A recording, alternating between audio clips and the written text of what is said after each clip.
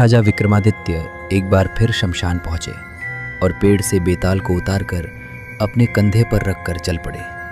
कुछ दूर जाने पर बेताल बोला कि राजन, तुम बड़े हठी हो, इसलिए समय बिताने के लिए मैं तुम्हें एक और कथा सुनाता हूँ।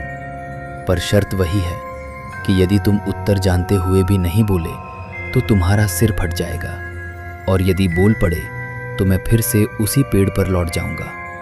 ये कहकर बेताल ने कहानी आरंभ की कि एक नगर में एक धनी व्यापारी रहता था, जिसके 4 पुत्र थे। एक दिन उसने अपने चारों पुत्रों की बुद्धिमानी और योग्यता की परीक्षा लेने का निश्चय किया। उसने प्रत्येक को कुछ धन देकर कहा कि वे बाहर जाकर अपनी अपनी समझ के अनुसार उसे बढ़ाकर लौटे। कुछ समय बाद चारों पुत्र लौटे। पहले पुत्र ने व्यापार करके धन को कई गुना बढ़ा दिया। दूसरे ने खेत खरीदकर खेती की और अच्छा लाभ कमाया। तीसरे ने अपनी बुद्धि से एक सुरक्षित घर बनवाया और उसमें धन को सुरक्षित रखा। चौथे पुत्र ने सारा धन गरीबों और जरूरतमंदों में बांट दिया। जब चारों ने अपने अपने कार्य बताए तो व्यापारी सोच में पड़ गया कि सबसे योग्य पुत्र कौन है।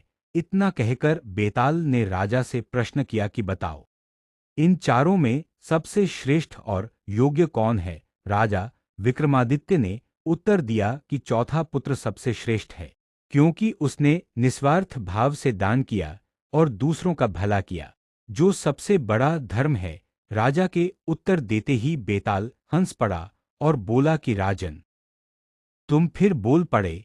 और इतना कहकर वह फिर से उड़कर उसी पेड़ पर जा लटका।